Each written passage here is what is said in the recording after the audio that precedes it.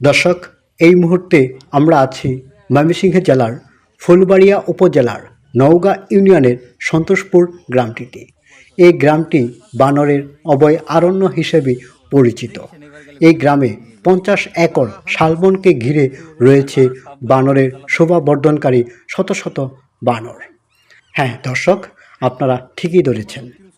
আমরা যখন এখানে আসি, বানরগুলো আমাদের দেখে ছুটে আসে কিছু খাবারের আশায়। গ্রামটিতে সংরক্ষিত বনাঞ্চল ও রাবার প্রকল্প রয়েছে।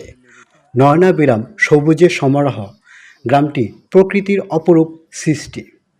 মধুপুর বনাঞ্চল ঘেঁষা সন্তোষপুর বনাঞ্চল এক সময়ে হরিণ, মেসুবাঘ, ভালুক, হনুমান, ভাগডাসা, বানর, সজারু, শিয়াল, খরগোশ সহ নানা প্রজাতির বন্য প্রাণীর অভয়ারণ্য হিসেবে পরিচিত ছিল এই বনটি। কিন্তু গাছ কেটে উজাড় করে বন ধ্বংস এবং সামাজিক বনায়নের নামে বনের ভূমি ফসলি মাঠ করে হারিয়ে গেছে এইসব বন্য প্রাণীগুলো। সন্তোষপুর গ্রামে রয়েছে শত শত বানর এবং প্রতিদিনই এই বানরের সংখ্যা বেড়েই চলছে। আপনারা দেখতেই পাচ্ছেন, আমাদের চারপাশ ঘিরে আছে শত শত বানর একটু খাবারের আশায়। হ্যাঁ দর্শক, আপনারা ঠিকই ধরেছেন। দর্শনার্থীরা যখনই এখানে আসেন, এসব দোকান থেকে খাবার কিনে বানরকে দেন। এখানে বেশ কিছু দোকান রয়েছে, আপনারা দেখতেই পাচ্ছেন, যার পাশেই কিছু দোকান আছে। আর যখনই যে কেউ আসে এবং এই সব দোকান থেকেই খাবার কিনে বানরকে বিলিয়ে দেয়। এসব খাবার খেয়েই টিকে আছে বনের বানরগুলো। তবে বর্ষা মৌসুমে দর্শনার্থী সংখ্যা কম আসে, তখন ক্ষুধার্ত বানরগুলো দল বেঁধে লোকালয়ে ছুটে যায় খাবারের জন্য।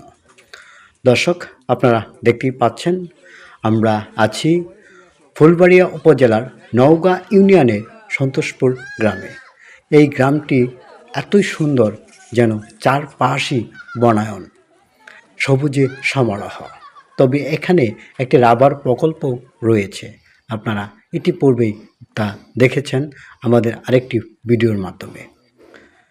দর্শক, আমাদের আজকের ব্লগটি যদি আপনাদের কাছে ভালো লেগে থাকে, তবে আমাদের চ্যানেলটি সাবস্ক্রাইব করবেন, ভিডিওতে লাইক ও শেয়ার দেবেন এবং আপনারা এখানে আসবেন বানরগুলো দেখতে, এবং যারাই আসেন এসব দোকান থেকে খাবার কিনে দিবেন বানরগুলোর জন্য।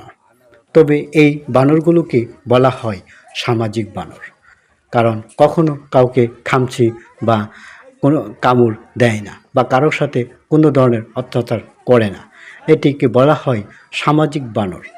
এখানে বেশ পরিচিত সামাজিক বানর হিসাবে এরা। তো আজকের মতো এখান থেকে বিদায় নিচ্ছি। আপনারা যে যেখানে আছেন সুস্থ এবং নিরাপদ থাকবেন। আল্লাহ হাফেজ।